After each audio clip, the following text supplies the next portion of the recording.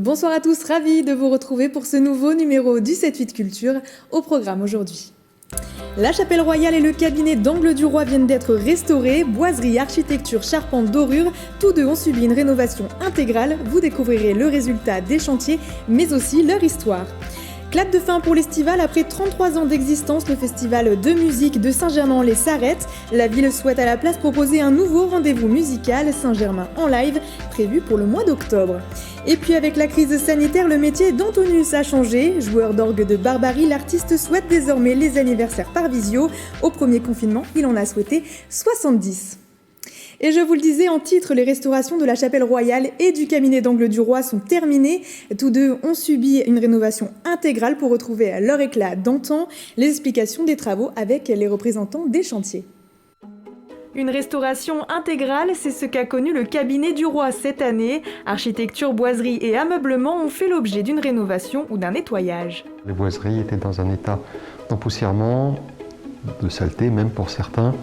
Ils présentaient des désordres, il pouvait y avoir des fentes assez importantes, il y avait quelques lacunes dans des parties de dorure, mais également des parties sculptées qui étaient lacunaires. L'occasion de restaurer le meuble emblématique de Versailles, mobilier français du XVIIIe siècle, le bureau du roi. Ce meuble a été nettoyé, restauré, il n'avait pas été démonté, je pense, depuis sa construction.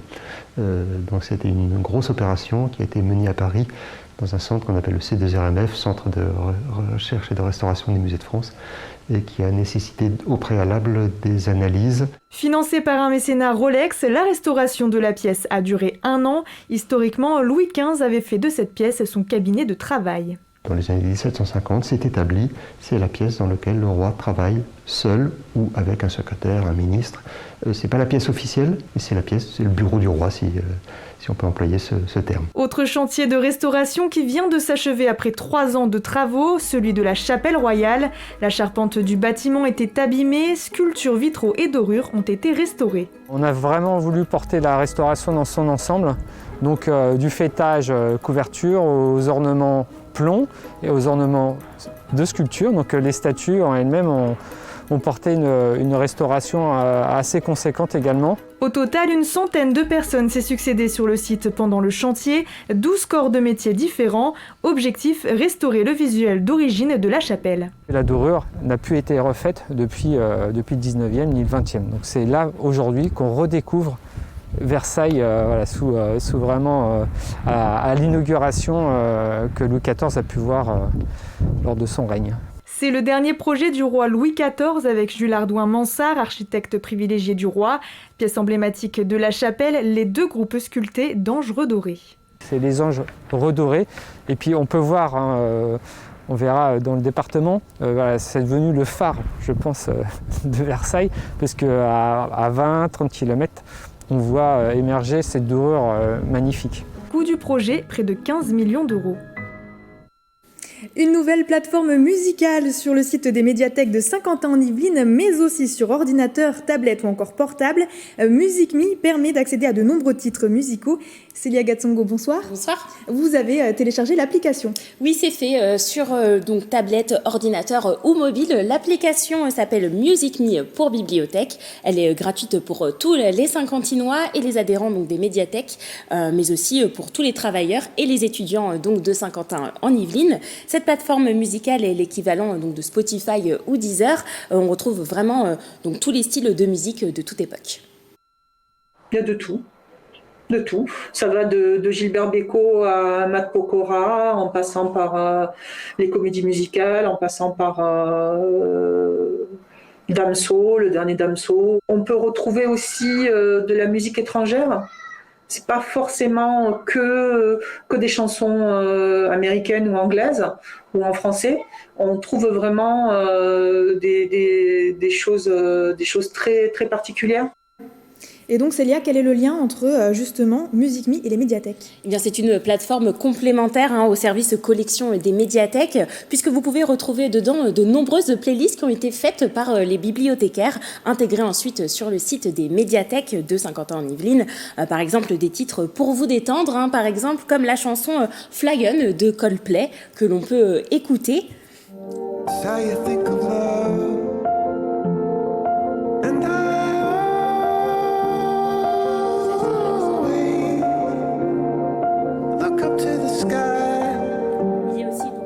sélection des meilleures bandes originales de films. Le but de Music Me est aussi donc de diversifier l'offre musicale proposée par les médiathèques.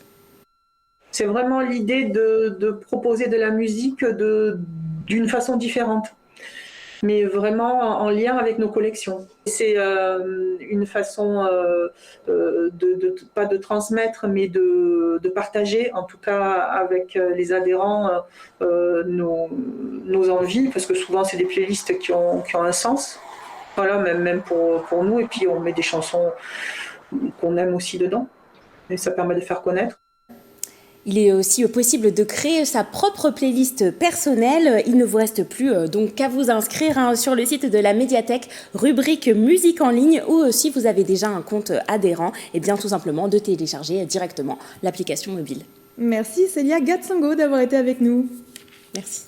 Je vous en parlais tout à l'heure, le festival de Saint-Germain-en-Laye s'arrête. À la place, la ville souhaite proposer un nouveau rendez-vous musical, Saint-Germain en live. Benoît Battistelli, vous êtes avec nous ce soir pour en parler. Bonsoir. Bonsoir. Vous êtes chargé de la culture à Saint-Germain-en-Laye. Déjà, pour commencer, pourquoi arrêter le festival l'Estival ?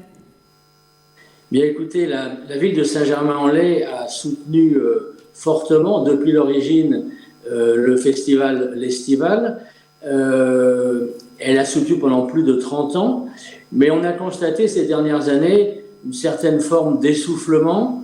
La dynamique initiale qui avait permis de fédérer l'ensemble des acteurs culturels s'est un peu estompée, et donc on a souhaité créer une nouvelle dynamique en créant ce nouveau festival Saint-Germain en live.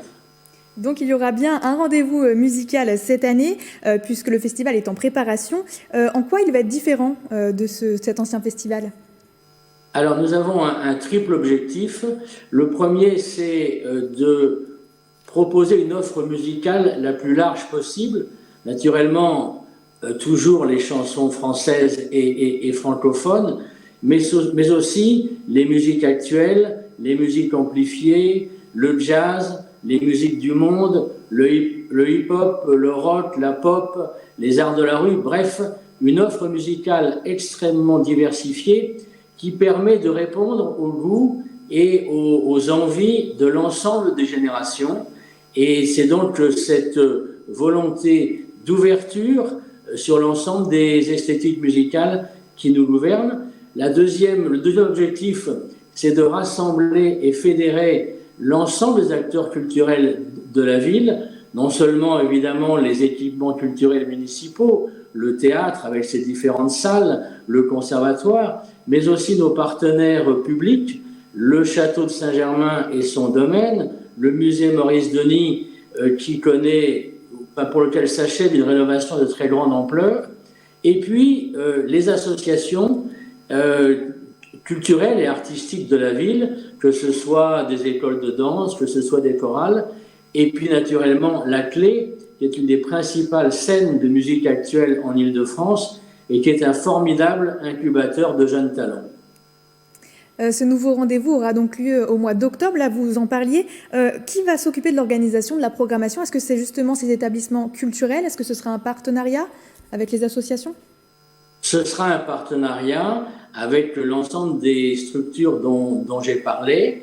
Effectivement, nous souhaitons aussi concentrer cet événement sur 4 ou 5 jours et nous prenons le risque, je dirais, de lancer une édition dès cette année, ce qui n'est pas simple dans cette période de contraintes sanitaires diverses. Mais l'idée, c'est que ce soit un moment de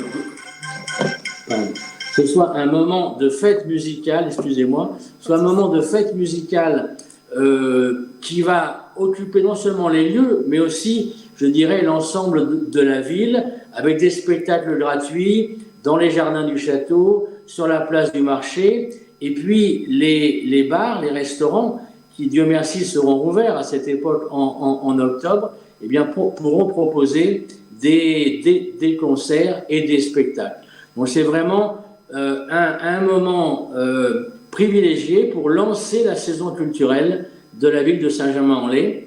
Et c'est pour ça que nous avons choisi ce nom, Saint-Germain en live.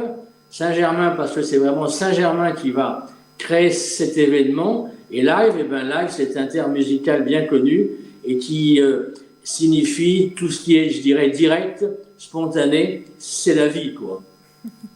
Et justement, aujourd'hui, on en est dans la préparation du festival. Est-ce qu'on a une idée de comment ça va se dérouler, peut-être déjà de la programmation? Alors, on est en discussion avec toute une série d'artistes. Je peux vous citer, par exemple, des noms comme Gaëtan Roussel, Fatoumata Diawara, l'Impératrice, Ibrahim Malouf, Transexpress, Grand Corps Malade, etc. Donc, vous voyez, c'est très, très varié. On est en train de finaliser les discussions et nous espérons pouvoir annoncer et proposer cette programmation dans les toutes prochaines semaines. Parfait, merci beaucoup Benoît Battistelli d'avoir été avec nous ce soir. Merci et rendez-vous en octobre à Saint-Germain-en-Laye. C'est noté, je le rappelle, vous êtes chargé de la culture à Saint-Germain-en-Laye.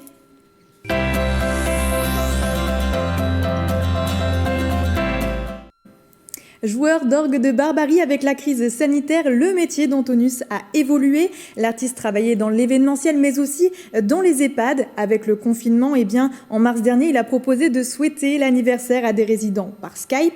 Au premier confinement, il en a souhaité 70. Aujourd'hui, l'offre s'adresse à tous. Regardez.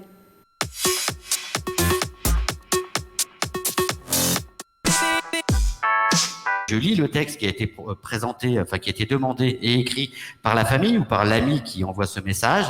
Je chante un bon anniversaire, je fais souffler la bougie virtuelle et je chante une chanson de mon répertoire qui a été choisi. Mon répertoire, ça va de Bert Silva, les fameuses roses blanches, jusqu'à Satisfaction des Stones. Voilà, en passant par l'Erika Mitsuko, Joe Dassin, et puis des chansons de guinguette, des chansons plus actuelles. On n'aime pas beaucoup ce genre de mots quand on est artiste, mais j'ai souhaité mettre une participation à hauteur d'un joli bouquet de fleurs qui est qu'en général on livre. Alors au lieu de le livrer un bouquet de fleurs, eh bien on m'envoie sur les ondes internet pour amener du sourire.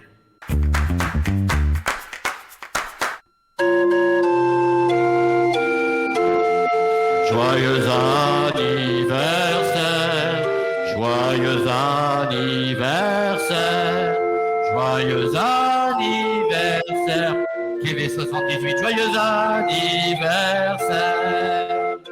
À la 1, à la 2, à la 3. Et c'est la fin de ce numéro du 7-8 Culture. Merci de nous avoir suivis. Très bonne soirée à tous sur TV78.